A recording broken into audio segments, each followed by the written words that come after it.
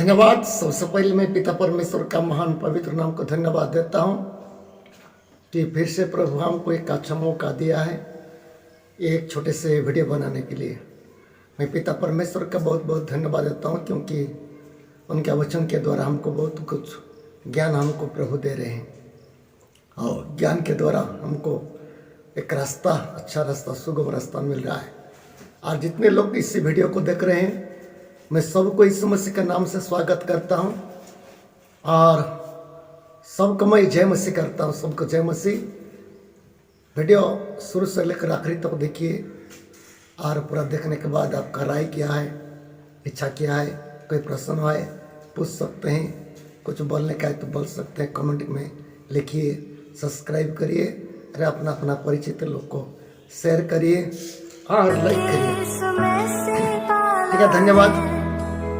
अभी परमेश्वर का वचन में जाएंगे। जाने के पहले एक छोटा सा मसीह गाना का कोरस सुनेंगे, बाद में हम परमेश्वर का वचन सुनेंगे।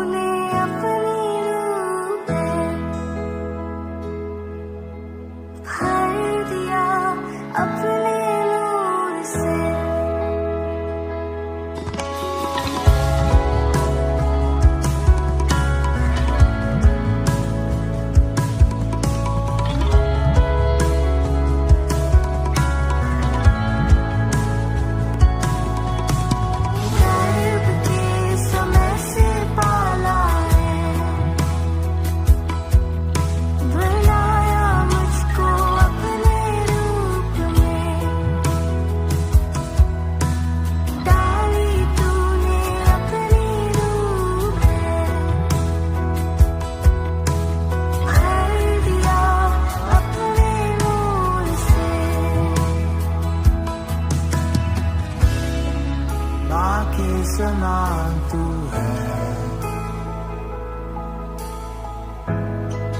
माँ की तरह तू ख्याल रखता है, माँ के समान तू है, माँ से भी ज्यादा प्यार करता है।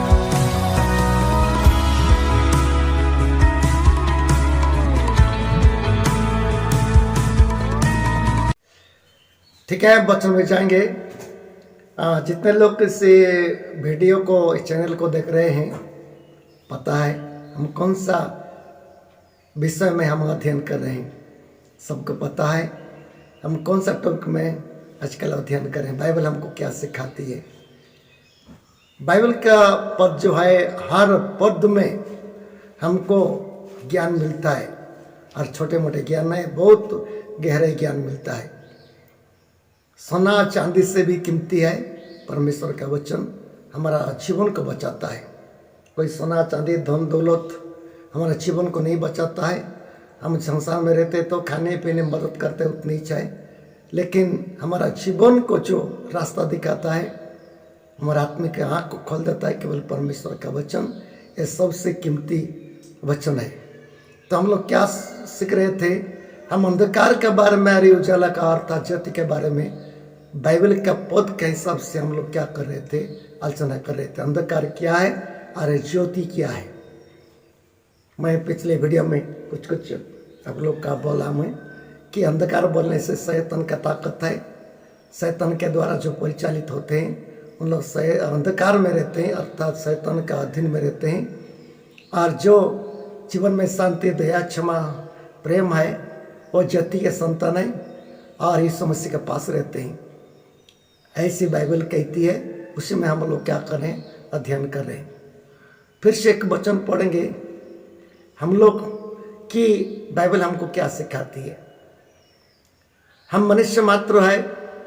हमारा सृष्टिकर्ता परमेश्वर हमको सृष्टि बनाया है और वही जो रास्ता दिखाता है उसी रास्ता में हमको चलना जरूरत है, क्योंकि सृष्टिकर्ता हमारा पिता वही है। दुनिया में कोई नहीं है। तो आजकल क्या है, बहुत लोग का वीडियो हम लोग देख रहे हैं, वायरल हो रहा है, कैसा कैसा लोग भड़का रहे हैं। जो अंधकार में रहते हैं उनका बातचीत क्या है, उनका चाल चलन कैसा है। अरे जो ज्योति में रहते हैं उनका चाल चलन, उनका बातचीत कैसा है, बाइबल क्या सिखाते हैं, उसमें हम लोग ध्यान देते हैं।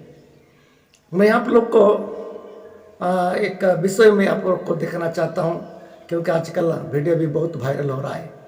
बागेश्वर धाम जो दरबार लगता है, और जो बाबा है धीरेन्द्र सजीव जो बाबा है, उनका बात तो सब लोग भारत में सब लोग जानते हैं। कितने लोग उनका ऊपर में आस्था रख रहे हैं, कितने लोग उनका विरोध में बात कर रहे हैं, कितने लोग विरोध में बात कर रहे हैं किनको, और कितने लोग उनका सपक्ष में बात कर रहे हैं। और सब लोग बोल रहे हैं कि अलग अलग बात बोल रहे हैं।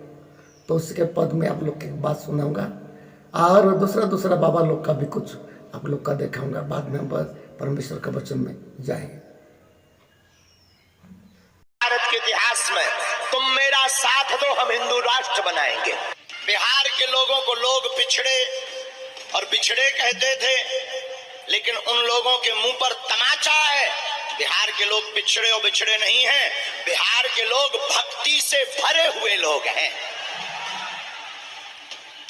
बिहार के लोग सनातन हिंदू एकता का प्रतीक है, और हमें तो ऐसा लग रहा भारत हिंदू राष्ट्र की ज्वाला बिहार से ही भड़क गई है।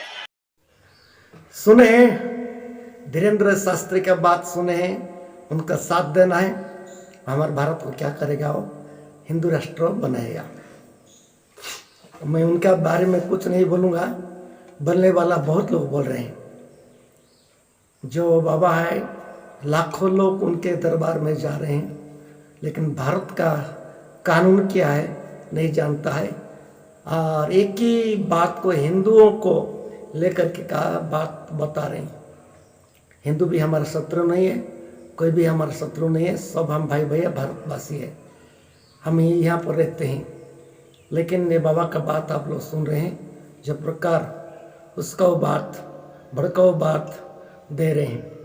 तो इसलिए मेरे कहने का है, मैं आप लोग का और फिर ये और कुछ बाबा लोग का बात, माने बाबा लोग का बात को कैसा बात कर रहे हैं लोग को, उसको भी थोड़ा सुनिए। संविधान की रचना की जा रही है, उनका यही तर्क है कि भारत का जब बंटवारा धर्म के नाम पर हो चुका है, तो फिर भारत हिंदू राष्ट्र क्यों नहीं बनना चाहिए। एक बार के लिए मान भी लिया जाए कि नया संविधान लागू हो जाएगा, तो क्या यह संभव है कि देश की करीब 25 करोड़ आबादी से मतदान का अधिकार छीनकर इसे लागू किया जा सकता है। दूसरा सवाल यह है कि क्या वर्तमान संविधान को हटाना संभव है, जिसकी कल्पना भी नहीं की जा सकती। तीसरी बात यह है कि क्या भारत को हिंदू राष्ट्र बना देने से समस्याओं का समाधान हो जाएगा। क्या सभी हिंदू भी ये चाहेंगे कि भारत हिंदू राष्ट्र बन जाए। इसलिए ये कहना गलत नहीं होगा कि धार्मिक संगठनों के द्वारा जो किया जाता है वह संबंधित धर्म के लिए होता है, देश के लिए नहीं, क्योंकि देश संविधान और कानून से चलता है, किसी धर्म की मान्यताओं और परंपराओं से नहीं। इसलिए भले ही धर्म संसद में नया संविधान का मसौदा पेश किया जाएगा, लेकिन इसको फिलहाल 1 या 2 दशक तक तो लागू किया जाना मुमकिन नजर नहीं आता है। आप लोग सुने हैं, और ये लोग का बात भी सुने।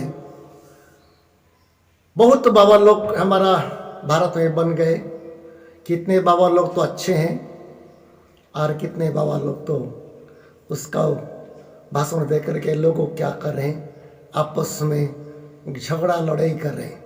कितने बाबा लोग का मैं बताऊंगा तो दिखाऊंगा तो बहुत वायरल हो गया वीडियो, आप लोग देख रहे होंगे, यूट्यूब में फेसबुक में देख रहे होंगे, बहुत वायरल हो गया है। आजकल इन्हीं का शासन में चल रहा है शायद हमारा भारत, और इन्हीं के अधीन में लोग रह रहे हैं। लेकिन एक बात है, इसके बारे में और एक आदमी क्या बोल रहे थे, एक व्यक्ति क्या बोल रहे थे, आप सुनिए, बाद में कुछ चिंता करेंगे। लंका जाकर माता सीता का पता लगाए थे, धर्म की लड़ाई में उन्होंने धर्म का साथ दिया था। तो पंडित धीरेन्द्र शर्मा शास्त्री सिर्फ अपने आप को एक हिंदुओं का अगुवाई और गुरु बनने का काम कर रहे हैं, एकदम गलत है। और उनको अगर उनके अंदर कोई भी सच्चाई हो, हमने सुना कि वो चमत्कारी भी हैं, और एक चुनौती आवाहन भी हमारे पर्ची निकालते हैं। हमारे गुरु शंकरानंद अपने जोशी मठ से हैं। अभी आपने वहाँ पे देखा तो दीवारें धरती फट गई थी, की तो उन्होंने कहा कि अगर पंडित धीरेन्द्र शर्मा के अंदर इतनी चमत्कारी शक्तियां हैं तो ये जो धरती ये दीवारें जो फट गई हैं इसको आके जोड़ने का काम करें। और उनकी सभाओं में हमने देखा कि बहुत सारी औरतों का चैन टूट जाता है, निकल जाता है, पर्स चोरी हो जाते हैं, मोबाइल चोरी हो जाते हैं, तो हाँ बहुत सारी महिलाएं भी गायब हो रही हैं। वो चीजें नहीं, सिर पे वोट का एजेंडा और हिंदू मुस्लिम करने का काम कर रही है। और पंडित धीरेन्द्र शर्मा शास्त्री जो है वो बीजेपी के पक्ष में काम करते हैं, इसलिए बीजेपी उनको फॉलो करने का काम करती है। सारे बाबा ये बात मत सुन रहे, बहुत कुछ वायरल हुआ है वीडियो, आप लोग देखे होंगे। नहीं देखने के बाद मैं भी आप लोगों को कुछ देखने के लिए इच्छा करता हूँ। फिर से हम लोग को एक कुछ विषय के लिए हम लोग चिंता करेंगे, बाद में और कुछ बाबा लोग के बारे में बताऊंगा मैं और दिखाऊंगा। वो एक वचन पढ़ेंगे, पहला ही होना उसका 3 अध्याय, उसका 8-9 पद में क्या लिखा हुआ था। 9 पद पढ़ेंगे तो पहले हम लोग 9 पद पढ़ेंगे। पहला ही होना 3 अध्याय 9 पद पढ़ेंगे, बाइबल का बात है, बाद में हमको चिंता करेंगे।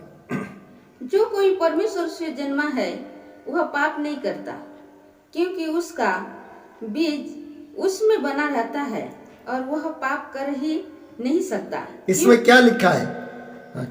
क्योंकि परमेश्वर से जन्मा है। इसमें क्या लिखा है? जो परमेश्वर से जन्मता है, जन्म ग्रहण करता है, परमेश्वर से होता है, परमेश्वर को मानता है, परमेश्वर को अपना दिल में रखता है और पाप करने के लिए डरता है, भड़काऊ भाषण नहीं देता है, लोगों को नहीं उस्काता है, लोगों को क्रोध विरोध नहीं करता है और परमेश्वर का जो प्रेम है अन्य लोग के सामने रखता है। ये बाइबल बताती है। मैं पिछली वीडियो में बताया था जो पापात्मा का बीज क्या है और वो बीज में कितने लोग पैदा होते हैं और उनका काम क्या बता दिया था। अंधकार का शक्ति बोल के बाइबल में लिखा है। उन लोग क्या करते हैं और ऐसे काम करते लोगों को लड़ाते हैं, झगड़ाते हैं और विरोध करते हैं और अपना इच्छा स्वार्थ को देखते हैं। जो परमेश्वर से जन्म होता है वो ज्योति का संतान बनता है। उनका परमेश्वर का शक्ति, परमेश्वर का बीज उनके अंदर में रहता है।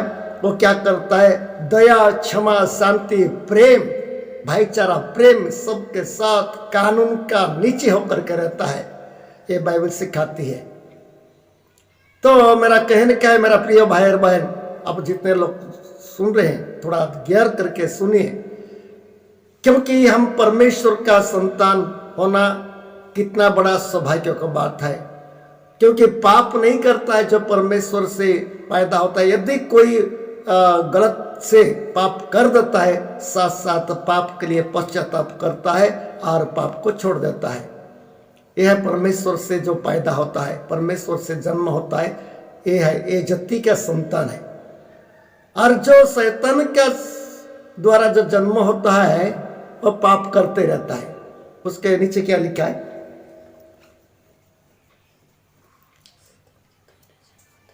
पाप करे ही नहीं सकता। अच्छा, इसी में परमेश्वर की संतान और शैतान की संतान जाने जाते हैं। इसमें बाइबल कहती है शैतान का संतान कौन है और परमेश्वर का संतान कौन है, जाने जाते हैं। आजकल सारा विश्व में क्रोध का आग जल रहा है, विरोध का आग जल रहा है। जगह जगह में हत्या हो रहे हैं, जगह जगह में युद्ध चल रहा है, जगह जगह में नफरत फैल रहा है और जगह जगह में कैसा हो रहा है आप लोग देख रहे हैं। इसमें कौन परमेश्वर का संतान है और कौन शैतान का संतान है, बाइबल हमको परिचय दे दिया है। आप सुन रहे हैं ना, आप किसका संतान है? थोड़ा सोच के देखिए, आप क्या परमेश्वर का संतान है तो आपका जीवन में दया, प्रेम, शांति रहता है और रहना चाहिए। अन्य लोग को प्रेम करना है, शत्रु को प्रेम करना है और परमेश्वर के रास्ता में चलना है, अंधकार का रास्ता में नहीं चलना है। और जो शैतान का संतान है, शैतान तो जानते हैं शुरू से लेकर के क्या करते आ रहा है, गलती काम करते हैं, पाप कराते आ रहा है, उसके द्वारा जगत स्थापित हो रहा है। स्थापित हो गया है और उनकी उसके द्वारा ही आज चल रहा है। मणिपुर का बात देखिए, कितना दिन हो गया है चल रहा है वहां पर। ये किसका काम है? क्या परमेश्वर का काम है? क्या पवित्रता का काम है? या हिंसा का आग जल रहा है मणिपुर में? ऐसी हो रहा है। मेरे कहने का है मेरा प्रिय भाई और बहन, सोचना है, हमको सोचना है कि हम किसका संतान है। एक दिन हम परमेश्वर के पास जरूर जाएंगे। आप शैतान का संतान भी हो कि आप परमेश्वर का संतान भी हो। जब दुनिया को हम लोग छोड़ेंगे, इस शरीर को छोड़ देंगे, हम लोग का उम्र खत्म हो जाएगा, कहाँ पहुंचेंगे? अब शैतान का संतान हो, कहाँ पहुंचेंगे? वही परमेश्वर के पास जाएंगे। वही है एक न्यायकर्ता, वही है सृष्टिकर्ता, उसी के पास हमको जाना पड़ेगा। अब परमेश्वर का संतान भी हो, उसी के पास जाना पड़ेगा। और कोई दूसरा परमेश्वर नहीं है, दूसरा परमेश्वर नहीं, एक ही परमेश्वर है। सर्व सृष्टिकर्ता एक ही है, एक ही है और दूसरा नहीं है। परमेश्वर एक ही है, सृष्टिकर्ता एक ही है। ओडिया में सत्य पुराण बोल के एक पुराण है, वहां बोलता है। अब मैं बोल दूंगा तो समझ सकते हैं कि नहीं। तो वहां पर लिखा है, एक ब्रह्म द्वितीय नास्ति भगवानो एको स्वयंभू अटंति सत्य लोक पालको। इसका अर्थ क्या है? ब्रह्म एक है, अर्थात परमेश्वर एक है, दूसरा नहीं है। यदि कोई परमेश्वर को दूसरा बनाता है तो गलती हो गया है, ये सत्य पुराण बोलता है। एक तो ब्रह्म द्वितीय नास्ति, अर्थात एक परमेश्वर एक है और दूसरा नहीं है। यदि दूसरा कोई बनाता है तो हो गया, उसका रोंग हो गया है, गलती हो गया है, काल्पनिक हो गया है। परमेश्वर कभी काल्पनिक परमेश्वर हो नहीं सकते। परमेश्वर कोई पत्थर के समान, परमेश्वर कोई मूर्ति के समान, परमेश्वर कोई मनुष्य के समान, परमेश्वर कोई हवा की आग के समान बन नहीं सकते। ये सब परमेश्वर का सृष्टि है। सृष्टिकर्ता सृष्टि के समान कैसा बन सकता है? इसलिए कोई भी हो, हम कहां पर जाएंगे? परमेश्वर के पास ही जाएंगे, और दूसरा हमारा रास्ता नहीं है। अब शैतान के संतान भी हो, जगत में कुछ भी करे रहो और कुछ भी करे रहो, लेकिन पहुंचना है वही विचार करता, परमेश्वर के पास पहुंचना है। और शैतान का काम भी होते रहो, लेकिन उसी में जाना है। बाद में शैतान को बचाने वाला नहीं है। जब परमेश्वर न्याय करेगा, शैतान बचाने वाला नहीं है, क्योंकि शैतान के भी, बाइबल लिखा है, शैतान के भी काल है। शैतान को भी काल है, समय आएगा उसको भी पकड़ा जाएंगे और बंधा जाएंगे और आग का छील में उसको भी डाल दिया जाएगा। शैतान के लिए डेट हो गया है, तय हो गया है, ये बाइबल बताती है। तो मेरा कहने का है, कौन लोग शैतान का लोग है, कौन लोग परमेश्वर का लोग है। हमें यदि गलती से हम शैतान का काम कर रहे हैं, शैतान के द्वारा चालित हो रहे हैं, तो अभी मन फिराने का समय है।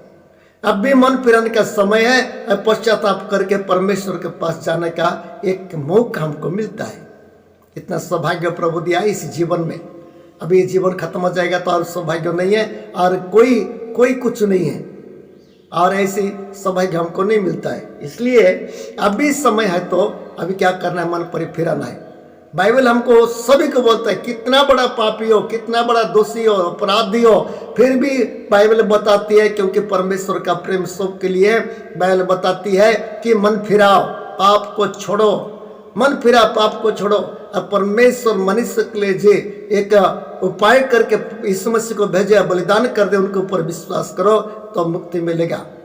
ऐसी बाइबल में लिखा है।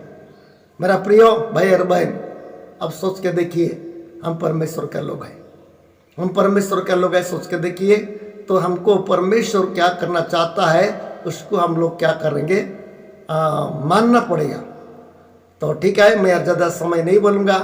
अगले समय में इसी पॉइंट में लेकर के अगले वीडियो में आप लोग को बताऊंगा। देखने के लिए ना भूलें। प्रभु आपको सभी को महान आशीष दे, अनुग्रह करे, वचन के अनुसार चलने के लिए सहायता करें। आमीन।